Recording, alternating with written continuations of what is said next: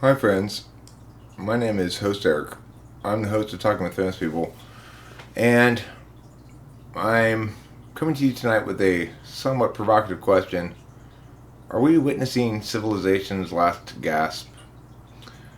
Is this the end of civilization? Is it the beginning of an unraveling of civil society such that people can no longer get what they expect from civil society? And the thing is, it's not a question I seriously entertained really heretofore, I guess. Today, an accumulation of a bunch of stuff, just sort of over the course of months now, just sort of collectively presented itself as something more holistic than it has in the past, which is kind of understanding this as a fight for civilization. So, what is civilization? Well, it's two things: predictability and autonomy. Predictability comes from a certain amount of security, and autonomy comes from a certain amount of liberty. Now, as somebody famous once said, one can expect to give up a certain amount of liberty for a certain amount of security, simply by staying inside all night, for example. Say, if you purposely avoid a difficult part of town, then you might be said to have been willfully given up some autonomy for some security. And some of those trades occur with the government and in a democratic society. Another thing you expect in civilization is free and fair idea exchange. So you don't expect people to be shut down in expressing legitimate political opinions and other kinds of legitimate speech. Now, the United States Supreme Court has defined what it considers here in the United States as, protected speech. And protected speech has a very specific meaning that links to whether or not the U.S. federal government can, or state governments, because it's been incorporated, can pass certain kinds of laws related to certain kinds of speech, and or whether they can try to criminally prosecute and or civil, fine or infraction, not civil, but otherwise control the speech. And there are indeed also proactive rules that say, like, well, a public institution has to give equal space to each religion or something like that. In general, we have been maximized in civilization in the last, 30 years in our communication with each other and our ability to exchange ideas. Of course, part of the idea of a free and fair idea exchange is that people are interested in engaging in those kind of exchanges. And so, if in fact most people are not interested in proving themselves right or being proved wrong, but rather in avoiding anything that challenges their worldview, then we're in trouble, right? Okay, so number 4 here on my list of things here. When we think of things as people representing policies, that's where we have a problem. Or policies representing people. You can put this arrow both ways, really. So, what I mean by this is groupism. I've experienced it a lot in the live streams, in the world, all over the place. People are determined to make sure that you blame the right group or support the right group or understand how wicked these people are over there. The liberals, the conservatives, the progressives, the Republicans, the dominant elite, the Illuminati. Whether it's by race, gender, political affiliation, nationality, age, whatever, if you're trying to confer upon an individual human being limitations based on your understanding of their group label as you affix it onto them, then you are reducing them in some fashion, and it's not a good thing to do. When we treat politics like this, as though politics were an expression of people's goodwill and correctness, rather than a mutual struggle to handle a reality that is not designed to be managed in this fashion. So, legislature is like legislation that the legislature produces is a very slow way of dealing with the problem in society. There was a time back when email first came out that the Congress was considering making these very serious anti-spam laws, and then of course tech beat them to it and developed all the anti-spam filters anybody could ever need. And now it's pretty, you have a fairly limited amount of spam that you get.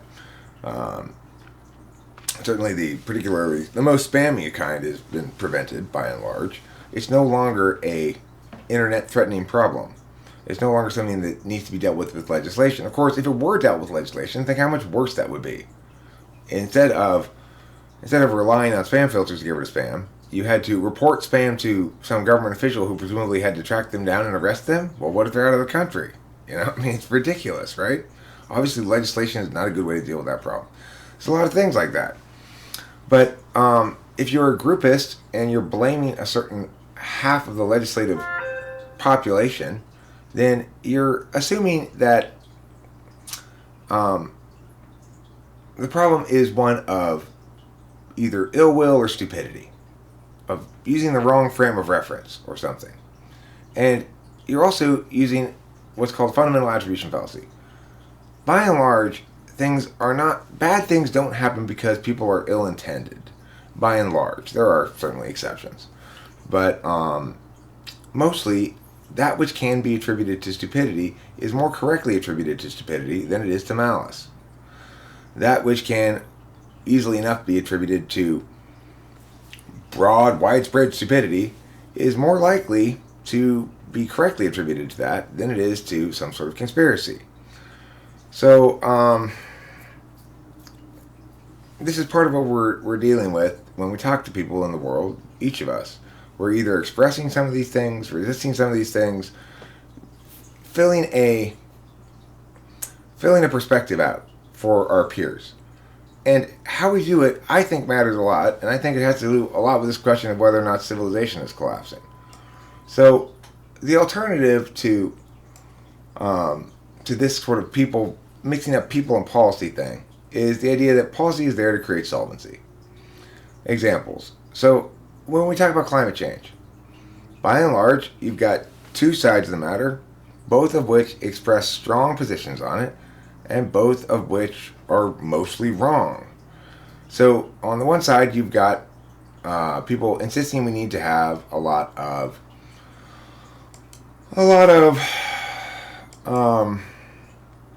emissions control, right? That we need to cut emissions unilaterally. You've got your Greta Thunbergs out there being all sassy. You people have destroyed the planet. Of course, it's ridiculous. It's ridiculous. Why? Well, the other side is just as ridiculous. They're saying, well, climate change isn't real. Humans didn't cause it. There's no proof yet. Blah, blah, blah. It's insane. Of course nobody's going to take them seriously. Nobody should take either side seriously. Why? Because we already know plenty about how we deal with comparable kinds of things. So, when cars polluted a lot and there was a lot of air pollution, we put catalytic converters on cars, and we in other fashions compelled our necessary behaviors to be less polluting. Okay? You might say, well, the same thing applies to carbon dioxide. It doesn't. Carbon dioxide is not a pollutant in that fashion. It is the natural product of everybody breathing all the time. So, the thing is, what is it more like? It's more like poop and pee. You'll note that as a civilization, when we became overwhelmed by our poop and pee, we didn't try to get people to poop and pee less. Producing carbon is what it means to be a civilized people that are industrious in their ways and go about their business doing as they see fit. Is it a good idea in general to adopt green energies and other things like that? Of course. Am I an environmentalist? Absolutely. Look at this beautiful picture on my backdrop here. This is Los Angeles nowadays.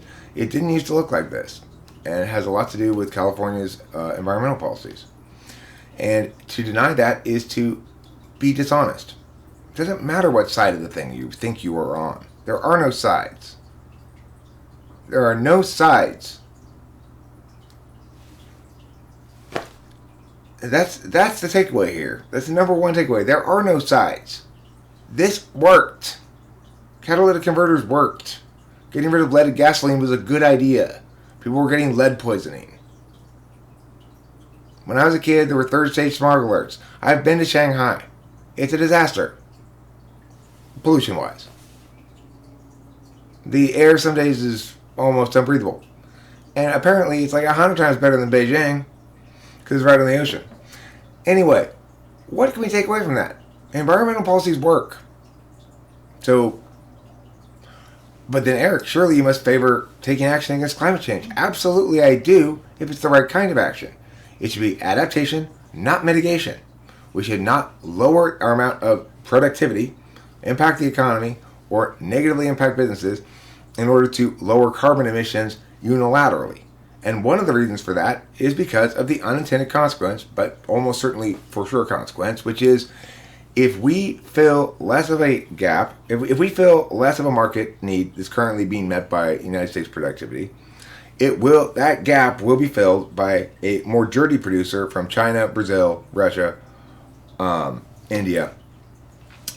So there's absolutely no reason to think it's a good idea for us to unilaterally do this. There's no reason to think it's going to happen non-unilaterally. In other words, we're not going to get multilateral cooperation on this because the developing nations are less prosperous than the first world nations, and as a consequence have less desire to invest in the sort of long-term environmental considerations that the wealthier nations might have an interest in investing in. Okay, so let's move on now to UBI, Capitalism, Economy. One of the things that made me actually make this video was seeing this incredible title here in Google News. Quote, "The problem is capitalism.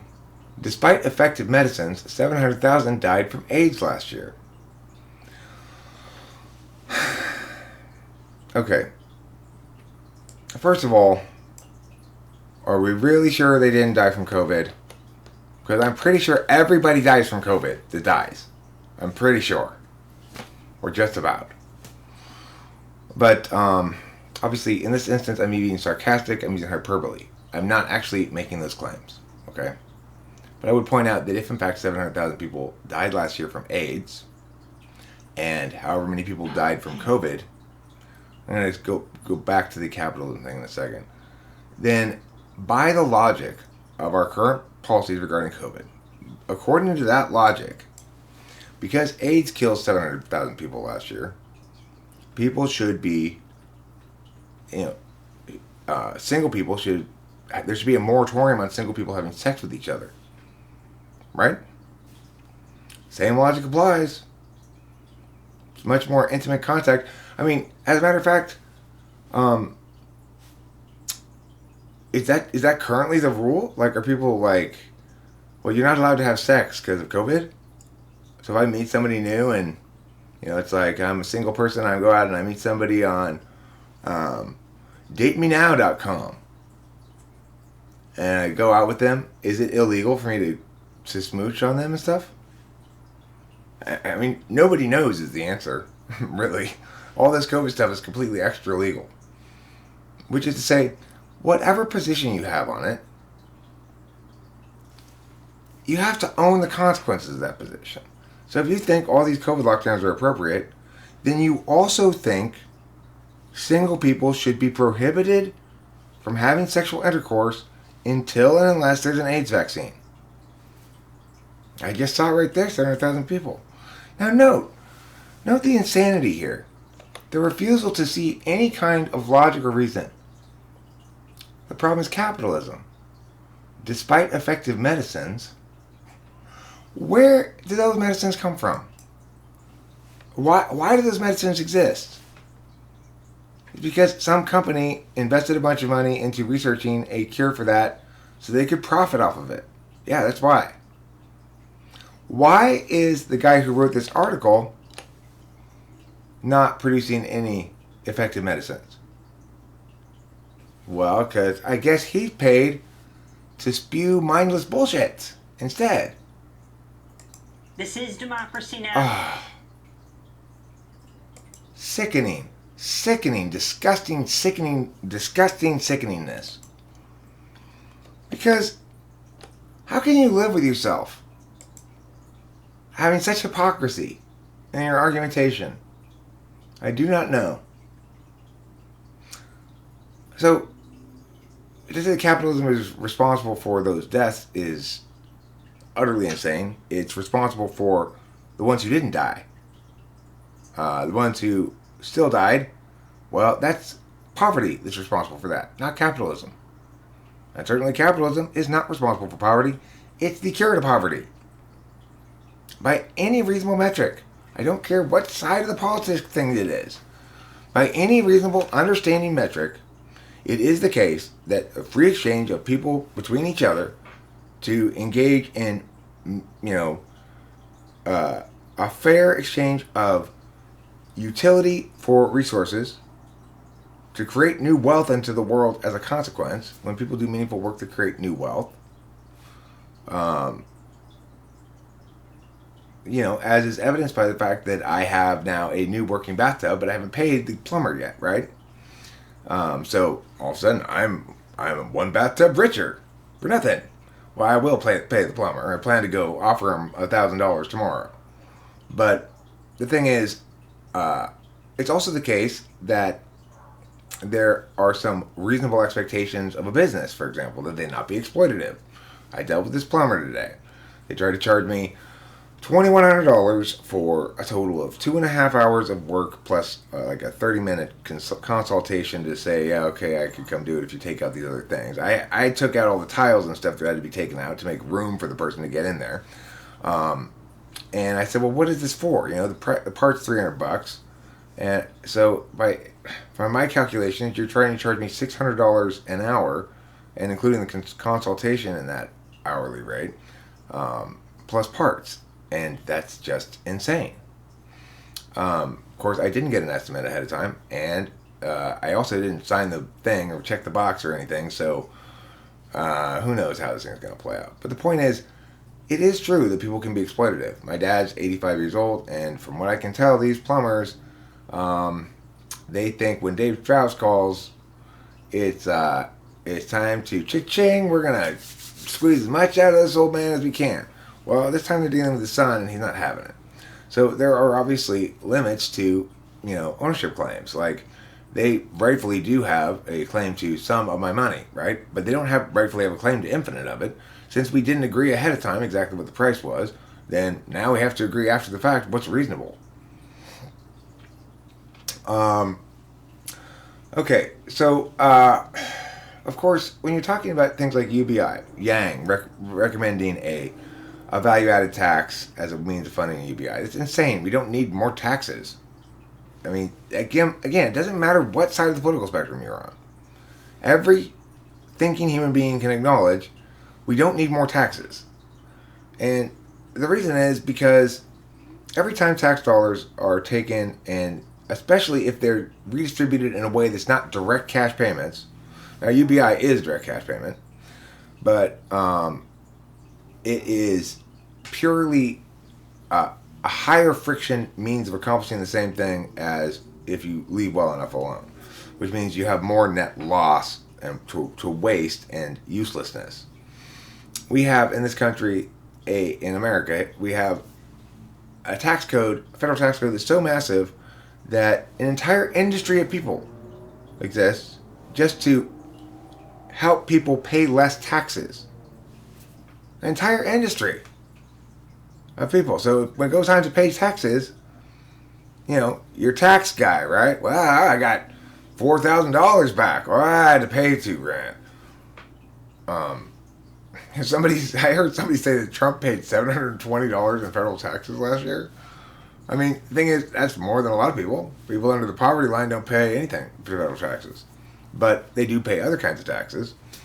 If we wanted taxes to be fair, in the United States, we'd have a federal sales tax, probably would be the best thing to do. That would be more progressive than a flat tax, and it would be consumption-based. We could still exempt foodstuffs from taxation, and that would make it even more progressive. Certainly a lot more progressive than the progressive income tax that allows somebody like Trump to purportedly pay $720 in income tax, whereas a hardworking secretary is going to pay a hell of a lot more than that. So the thing is, these are problems not of capitalism, you'll note. There are problems of interfering with it, trying to fix it, quote unquote, trying to make it more fair in its outcomes. We can do that, but we have to be smarter than Yang. We don't fund a UBI with more taxes. That's dumb. We fund a UBI with a cryptocurrency that has a built-in architecture of taking a fee, like PayPal does, on every transaction from one end. We make the mining end of it exclusively available to American citizens in some fashion. However, the currency operates globally, so literally we'll have what is functionally a small tax or a small transaction fee coming from every part of the globe, going back into the treasury, be redirected into the economy as a UBI in cryptocurrency, which ensures the value of the cryptocurrency, causing it to grow and making everybody wealthier. All because Americans are able to have their computers pay attention to something for them, which is exactly why cryptocurrency works. The wealth that's created is the consequence of the attention paid by an agent on behalf of something, which is useful work. So, COVID. COVID is the biggest challenge this world has ever seen, surprisingly. Because the scariest thing of all is that right now, because there's a vaccine coming out, and, typically scientists are pretty good at what they do, I would expect the vaccine to work. And if it does work and eliminates COVID, then the worst possible thing could happen. People could mistakenly validate this approach we've taken to COVID, even though it doesn't generalize at all.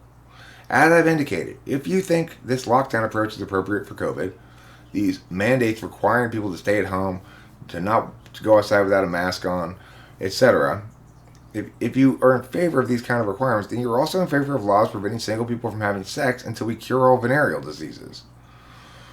COVID turned out to be, as I indicated long ago, way at the very beginning, much less of a huge monster than they were painting it out to be. Let's be honest about it, okay? No matter what side of the political divide you're on, it doesn't matter. The reality is the reality. And when reality smacks us in the face, we have a job to do. It's called be an adult. Face reality. There's a lot of policies that back in the day when I was a team person and thought, oh, well, these guys are right and those guys are wrong, I try to argue in favor of, man, because that's on my side. And, when I couldn't, I realized eventually, oh, it's the sides thing that's the problem. It's the whole idea of sides. The whole idea that we can blame those people rather than require of everybody good ideas. Let me tell you about some stupid things I've heard recently. Trump really won the election. It was stolen by Biden. Massive election fraud, etc. That's insane. Why is it insane? Because the only evidence I've ever heard anybody give me in favor of this ridiculous notion is that certain voting machines are susceptible to hacking in some ways. No suggestion that they had been hacked, or evidence thereof, anyway. Simply that they could be hacked. Except we know a lot of things that run afoul of the idea that maybe this election was stolen. Number one, if they could have stolen this election, why didn't they steal the last one? Nobody who thinks they are stealing elections could believe it reasonably after Trump got elected at all. There's no possible way any dominant elite said, Trump's my puppet. So to then say, well, the dominant elites are stealing the election from Trump is so silly. First of all, we already know that he's very unpopular. That there are a certain section of people in the country that love him, that a larger section of people that hate him, and those that support him, a lot of the people who supported him in the last election supported him because he was the lesser of two evils, Hillary being the greater of two evils. I don't necessarily disagree with those people, actually. I think Hillary was quite a nefarious character in the way that she handled the Democratic primary, or the Democratic Party was quite nefarious in that. Okay, and I'm not being groupist here. I'm saying That party organization has a responsibility to manage its primaries fairly, and it didn't do so. A responsibility. I don't mean a legal responsibility. I mean a moral responsibility. Okay, so, and this brings me to this issue of accountability arenas, but let me say another dumb thing I've heard recently. Besides, okay, so people are saying, don't take the vaccine. It's a Bill Gates plot to or whatever. Here's the reality about it. Personally, I'm not going to take the vaccine right away. I'm going to wait and see. This vaccine has not undergone the extensive testing that a normal drug would because it's been rushed to market. And normally they'd have long-term results, like, long-term side effect testing that would be done for at least a year before anything gets put into market, but that's been bypassed. So because this is a brand new kind of vaccine that's never been utilized before, I don't want to be one of the guinea pigs, and I think that's a reasonable position to have. I don't understand the science well enough myself to trust the mechanism of the vaccine. Like, I understand the basic mechanism of a normal vaccine, right? Well enough that it makes sense to me, and I get the idea. It seems even consistent with my experience that sometimes my immune system's run down and I more easily catch cold. Other times I'm more resilient. Things that are consistent with what you hear about white blood cells and stuff. Have I ever looked at those? Do I have empirical evidence of that stuff? No. But that's where we go to our accountability arenas next. The point is, if somebody's telling you don't take the virus because of anything really, they're butting into your business unnecessarily. Take the virus. Take the vaccine if you want. I do have some concerns about it, but I certainly don't think it's some sort of grand plot. It'll probably work just fine, and it'll be no problems with it. That's the worst possible scenario, because then people who think this was a good idea will think they've been validated and waiting for the vaccine. Whereas we cannot ever do this stupid approach again. We have to apply some sort of principled understanding of things. That if this rationale justifies then the same rationale is going to justify That's where our accountability arenas come in. Traditionally, they've been academia, law, science, journalism, markets. So academia has become increasingly politicized, at least in the humanities, whereas it used to favor things like rhetoric and logic and Latin and Greek and such. Now it favors identity politics and Foucault and Judith Butler. Law's become so TE at this point, at least in America, that the people who genuinely have excellent legal minds, the NTPs, lack the TE muster to get it done. In general, science is still a reliable accountability arena.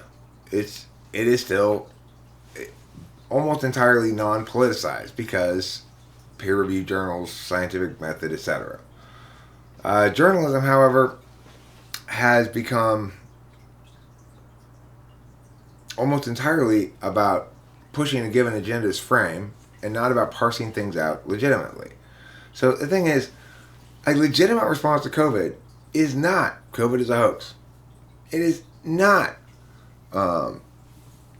COVID is harmless.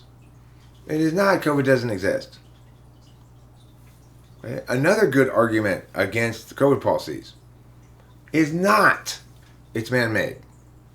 I've made the claim before that the preponderance of the evidence suggests to me that it is, currently. And the reason I made that claim is because I've heard a very clear and specific, understandable warrant as to why people say it's man-made, those who do. And despite my best efforts searching Google Scholar, among other places, I've been unable to find any expert who actually answers that warrant. I've read plenty of articles saying experts say, scientists say that this is not true, but I've not heard I have not been able to find a citation where somebody explains why the warrant is being argued, namely that these two aspects of the virus's DNA match identically to gene bank DNA, and that this is extraordinarily unlikely to occur naturally, especially given the fact that it's two sections. So, okay, I get that argument. So, I'm willing to be convinced it's not man-made.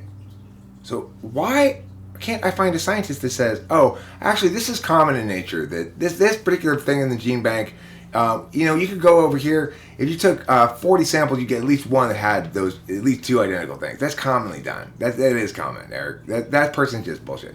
I've not heard that. I can't find anybody who says that.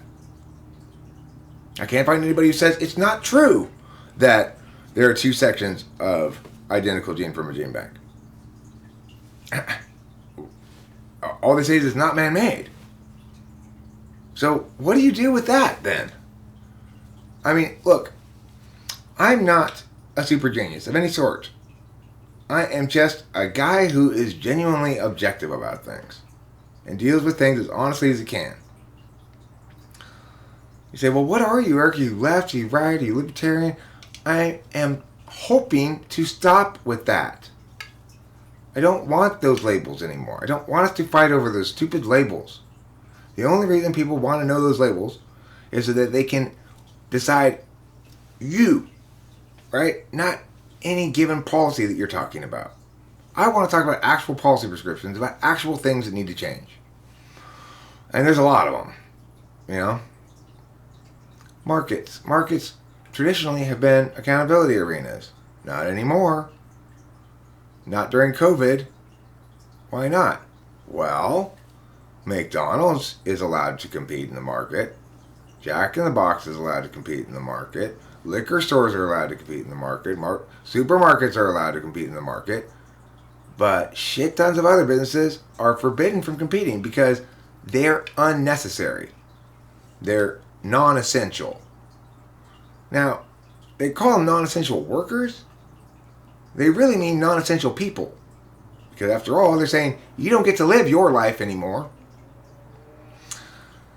Keep in mind, there's an alternate way to do this that would accomplish just as much good, which is to say not much, with a lot less harm.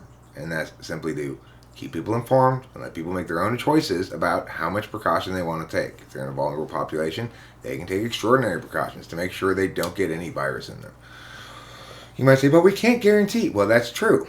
That's true, and that's life. We might as well just stop everybody from driving because we can't guarantee that somebody's not going to drive into somebody and kill them. But that's reality, and that's life. And we endure some risks in life because we understand that it's no life at all to be locked in your house for a year and a half or whatever. I mean, feels like that. I guess it hasn't been quite that long. It's been what, like 9 months? Now, granted, I've genuinely been locked in my house. I haven't genuinely been prohibited from doing anything exactly. It's the other people who've been prohibited from doing things. So, the restaurants I want to go to, they've been prohibited from getting my money. The trip I want to take, that hotel's been prohibited from getting my money. It's like, my life is not essential in what I want to do. Unless I want to get cigarettes, of course, that's essential. Cigarettes and liquor are essential. Weed's essential. Thank God.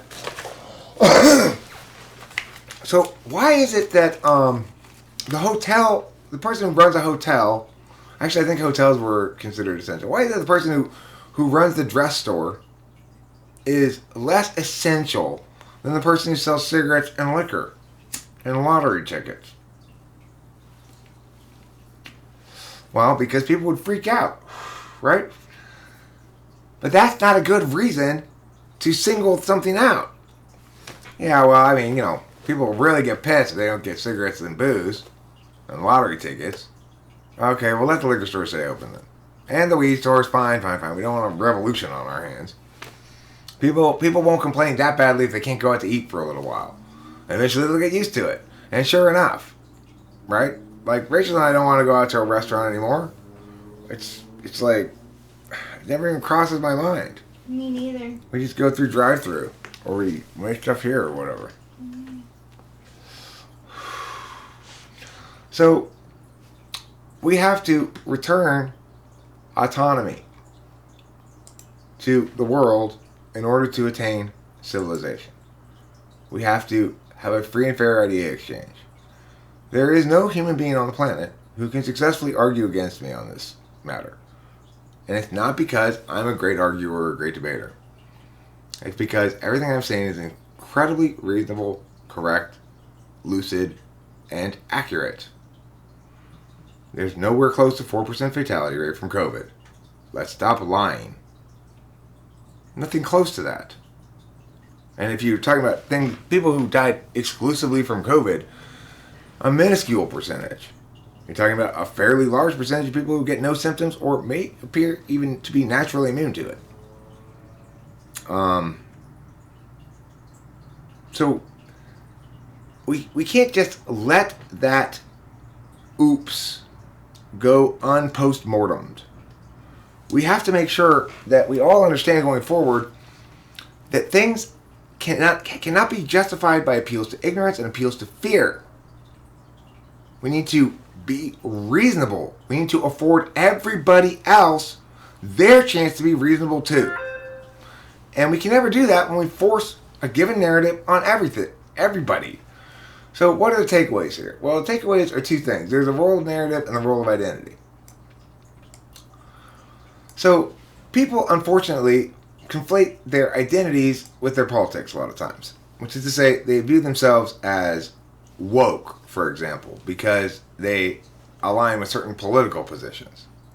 Or they view themselves as a hard-nosed realist, whereas those limp-thinking progressives over there are meow, or whatever. So both parties are equally guilty of it, right? Progressives are sitting there thinking, yeah, but conservatives really do have some terrible policies and terrible ideas. And ultimately, I mean, they're the ones, it's like, if you just look at the rich and the poor and the corporations and you start going. And the conservatives are going, yeah, but the liberals are the ones who are censoring and imposing identity politics on everything and taxing and making us poor. And the point is, progressives aren't doing anything, and neither are conservatives. Individual human beings are unfortunately mistaking people for political positions. The proper political position on any given issue is what it is, based on reality. And we can disagree somewhat about how to interpret reality, and we can disagree somewhat about what that interpretation suggests. And then there are other times when we have to agree on some simple facts, like there should be nobody who disputes the fact that COVID was hyped up substantially as a bigger monster than it turned out to be. You might say, well, COVID cases are going way up now, Eric. Well, this is what I was saying also.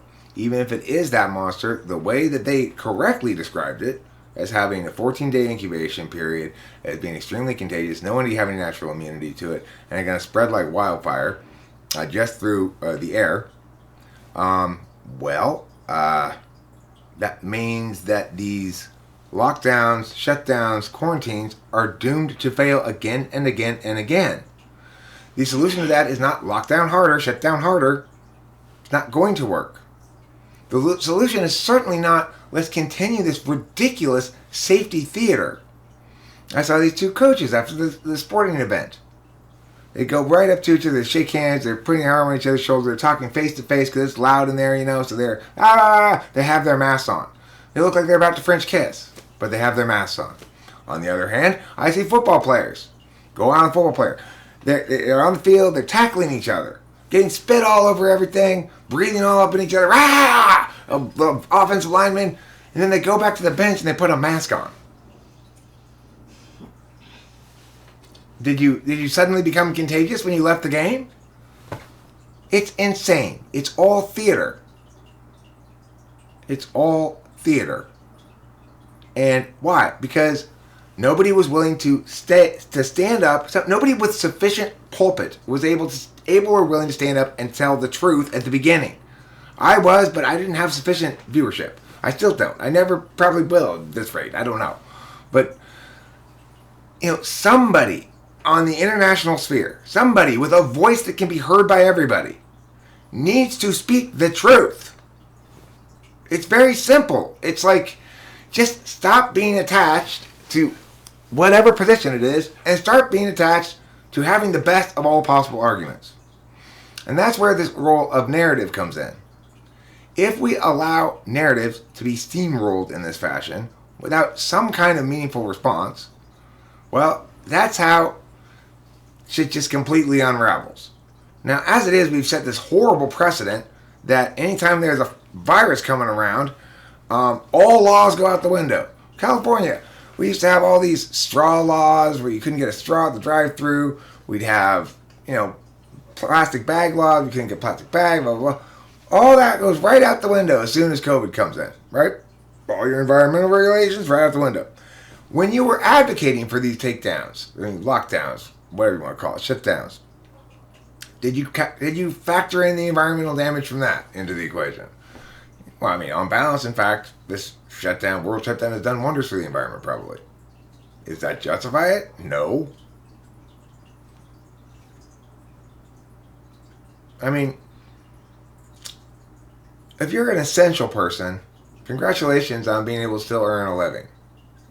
If you're a non-essential person, your life doesn't matter to society, obviously. It's not just your livelihood, it's your life. A lot of people, their identity is tied in with their work.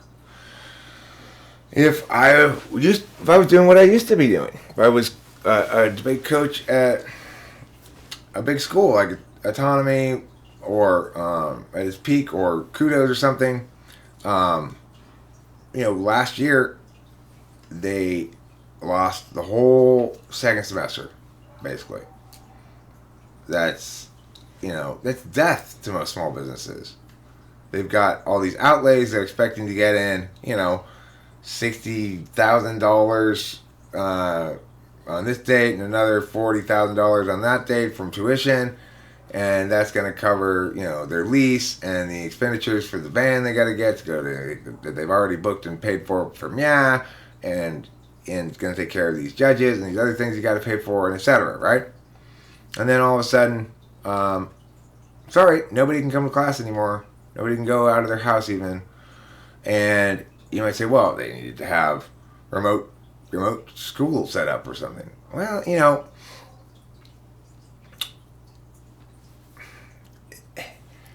that's fine for certain things. Like, if I'm teaching conditional logic, it's probably fine. If I'm doing debate, it's generally fine. But I can tell you those schools weren't able to adjust right away. I can guarantee you they had to refund all those parents' payments, because what did people go to the second semester of debate school for? Well, they go for the big tournaments. They go for the state, the nationals, TOC. All those tournaments were canceled. All of the second semester, pretty much, after February, was canceled last year. The tournaments were. So even if the schools were ready to coach, there's nothing to coach for. So, of course, they had to refund all those tuitions, but not all their expenditures go away. They still have to pay their own salary if they're the business owner. They've got to pay the lease. They got to pay whatever, overhead. And, of course, all their employees are out of work. A lot of those coaches are doing it sort of as a side hustle to make ends meet, because they've got a few different kind of like little coaching gigs or something. Well, I mean, if they were making ends meet, maybe getting a little ahead, they're back at home with their parents for sure, or homeless, or simply not paying the rent and hoping the eviction moratorium or the eviction backlog lets them squat for as long as possible. People don't have that kind of ability to adjust to forced indolence for a year or something. It's ridiculous. It's insane. Maybe if it were Ebola, if it were airborne Ebola, fine. I get it. I don't want to die by vomiting blood all over everything either. But we have to be honest about the difference between COVID, which is like very similar to, even though everybody freaks out when you say this, very similar to a cold or a flu. It is unique. It is new. It is novel. It does have certain qualities or aspects to it that make it more dangerous in some ways for some people than, say, a common cold, but not much, frankly, overall. Okay, so you always have people who die of pneumonia and complications because they get a cold and they're very old and they're sick and stuff. This happens constantly. We don't go about freaking out because of a pneumonia epidemic killing our elderly. We just understand that's part of life. You know, people get sick. Immune systems require an interaction with a living biosphere. You know. So, what is the answer to the question? Are we watching civilizations end? I don't think so. I think that the power of the truth, if it's spoken well enough, if it's spoken correctly, is too strong, ultimately. I hope. You know, but it's got to be agenda free. That's the thing. I mean, it's what I want to bring to the country. So I want to bring a UBI that's totally self-funding. So progressives, if you want to call yourselves that, rejoice. Fiscal conservatives, if you want to call yourselves that, rejoice. And let's not squabble over it anymore. I get the problem with the UBI. It's incredibly expensive if you're trying to do something like that. We'd have to cancel every other social program. Fine. So let's be more creative than that. Let's be smarter than that. You know.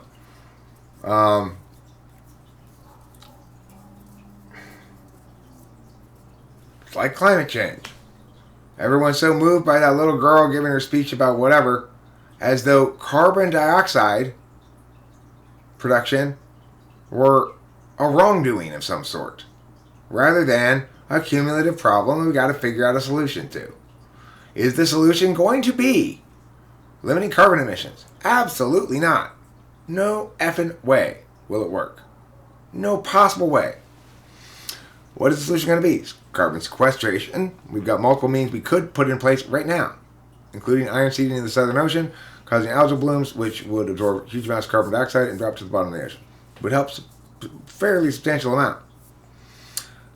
We have other carbon sequestration technologies that are less cost effective than that, substantially less cost effective, and those need to be developed. But why aren't we focusing on that instead of carbon emission reduction?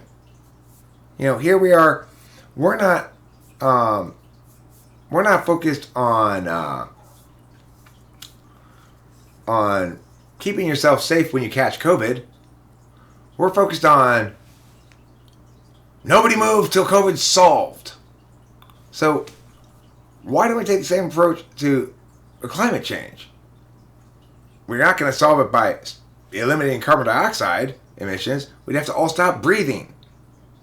So what is going to solve it? Carbon sequestration, which naturally occurs but is being overrun at the moment by the excessive production of carbon that comes from a thriving civilization of humanity. That's a good thing, remember? Okay, so one last thing I want to say about civilization.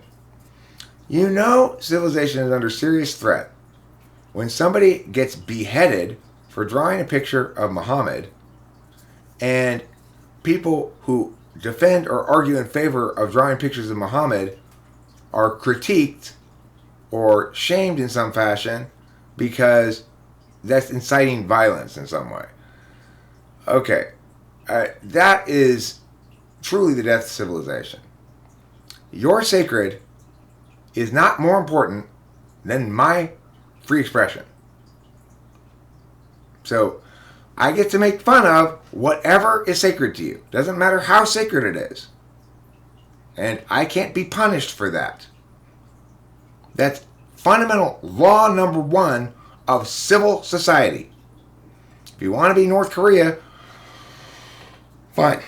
But don't pretend to have a place at the table among civilized people. And don't, for God's sakes, apologize for those who do. So, for individuals who are enjoying the freedom of expression that we enjoy here in the United States and much of Western Europe and much of the Western world, and are using that freedom of expression to defend the legitimacy of another culture's barbarism because it belongs to another culture, shame on you. Shame on you, you're part of the problem. You need to focus on the actual behavior, the rights violation. That's the problem, not the picture of Muhammad.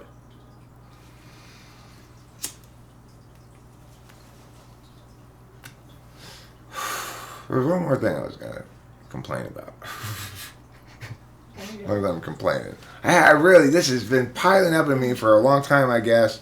Accumulate things I talk about, but, you know, it is time to take back the citizen democracy into the hands of intelligent citizens who make sense. You know, and who are not an ideologue. I am no ideologue. If you ask me, well, you're going to be in favor of guns or against guns? I don't have any guns. But, you know, what gun law do you want? I mean, we're, by and large, prohibited by the Supreme Court from making comprehensive anti-gun legislation. It's never going to happen. We're prohibited as a nation demographically from accepting it, I would say, by and large. Most people wouldn't think that's a good idea. Even though maybe on the coast, people feel like, most people must agree that it's a terrible idea to have any guns. Of course, somebody's always going to have guns, right? Somebody's always going to have guns. You should have an awful lot of trust in the people who have guns for you to insist that nobody else get to have any, right? But that's fine. I mean, that's part of the predictability of a civil society. That we outsource the use of force to a single entity that has a monopoly on the use of force, and that entity is, by virtue of its monopoly on the use of force, named the state. So, we have to acknowledge that as well. I mean, there's no, like, I hear libertarians talking about sovereign citizen, this, and other kind of nonsense, and it's just, okay, all ideologues, all people who self-identify as libertarian, conservative, progressive, whatever, I'm asking you the following request. I'm begging you. Why don't you and I and the rest of us people who can be reasonable, which is to say we can go, let's pretend all these squabblers aren't squabbling around us, and let's just actually solve this thing here as best we can. Figure it out and get this thing back on track, and then try to sell the fact that, hey, you know, I know everybody's squabbling around, but there is a group of us here, and we are solving shit instead of squabbling. We are solving shit instead of blaming each other. We are determining what the policy prescription is, not what the person's policy advocacy represents in terms of their group or something like that. I want to do whatever I can to turn shit around, because I really feel like I see that headline today. I'm just like, oh my god, this thing is spinning completely out of control. Because you know that this democracy now stuff, right? They are powerfully in favor of all these COVID stuffs. I just know they are. You might go, hey, Eric, how do you know? They are, trust me. And yet they write this article, talks about 700,000 dead from AIDS, and blame capitalism for not making sure everybody can get the effective medicines that capitalism created, you know, without linking themselves to COVID at all, how their logic would apply here, and how it would betray their logic, and without thinking at all about where the medicines came from, just existing in this intellectual vacuum, this complete vacuum. I'm